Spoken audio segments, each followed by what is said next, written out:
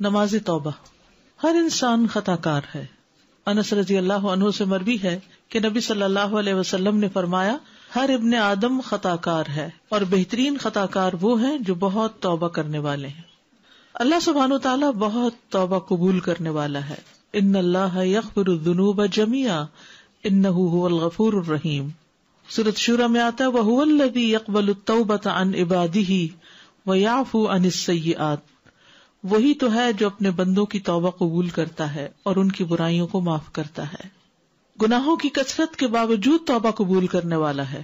انس بن مالک رضی اللہ عنہ سے مروی ہے کہتے ہیں کہ میں نے رسول اللہ صلی اللہ علیہ وسلم کو فرماتے ہوئے سنا اللہ تبارک و تعالی فرماتا ہے اے ابن آدم بے شک تو جب تک مجھے پکارے گا اور مجھ سے پر امید رہے گا جو بھی گناہ تجھ سے ہوں گے میں تجھے بخشتا رہوں گا اور میں کوئی پرواہ نہیں کروں گا.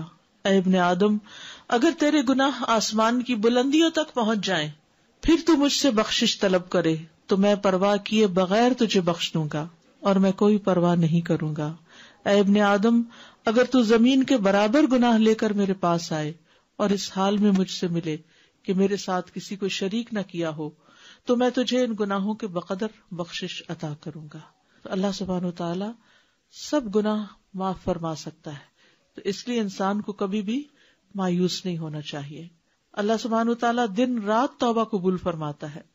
نبی صلی اللہ علیہ وسلم نے فرمایا بے شک اللہ عز و جل رات کے وقت اپنا ہاتھ پھیلاتا ہے تاکہ دن کا گناہگار توبہ کر لے اور دن کو اپنا ہاتھ پھیلاتا ہے تاکہ رات کا گناہگار توبہ کر لے یہاں تک کہ سورج اپنے مغرب سے طلوع ہو جائے.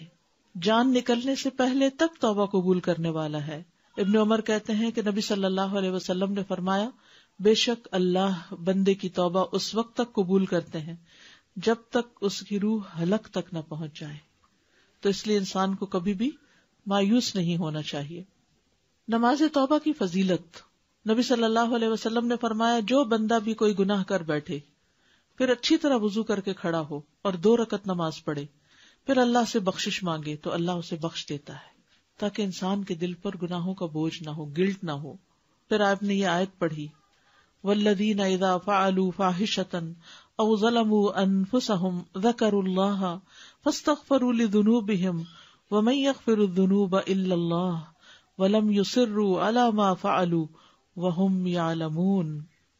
ایسے لوگوں سے جب کوئی فحش کام ہو جاتا ہے یا وہ اپنے آپ پر ظلم کر بیٹھتے ہیں تو فوراً انہیں اللہ یاد آ جاتا ہے اور وہ اپنے گناہوں کی معافی مانگتے ہیں اور اللہ کے سوا اور کون ہے جو گناہ معاف کر سکے.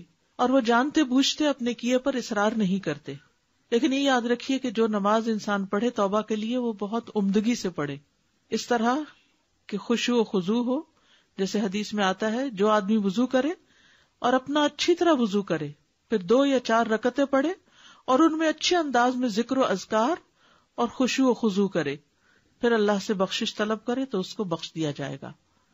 تو یہ ضروری ہے کہ وضو بھی اچھا ہو اور نماز بھی توجہ سے پڑھی جائے. توبہ کی شرائط. نمبر 1 خالص توبہ کرنا، توبوا الی اللہ توبۃ نصوحا. نمبر 2 نادم ہونا. حدیث میں آتا ہے الندم توبۃ، ندامت ہی توبہ ہے. استغفار کرنا یعنی انسان بول کر اللہ تعالیٰ سے معافی مانگے، اصرار نہ کرنا یعنی وہ گناہ ریپیٹڈلی نہ کرنا. آئندہ زندگی کو بہتر کرنا یعنی ومن تاب وعمل صالحا فإنہ یتوب الی اللہ متابا. اور جو توبہ کرے اور نیک عمل کرے تو یقیناً وہ اللہ کی طرف رجوع کرتا ہے، سچا رجوع کرنا. ٹھیک ہے، تو یہ تھی آپ کی صلاۃ التوبہ. یعنی جب بھی انسان سے کوئی گناہ ہو، کسی بھی گناہ کا بوجھ دل پر ہو، کوئی گلٹ ہو، کسی طرح کی پریشانی ہو، کاموں میں رکاوٹ آ رہی ہو اور انسان کو اس کے گناہ ستا رہے ہوں اور غمگین کر رہے ہوں، غمزدہ کر رہے ہوں، ڈپریشن میں مبتلا کر رہے ہوں، تو انسان اچھے سے وضو کرے، اچھی سے نماز پڑھے اور اللہ سے رو کے دعا کر لے کہ اللہ مجھے معاف کر دے. That's it.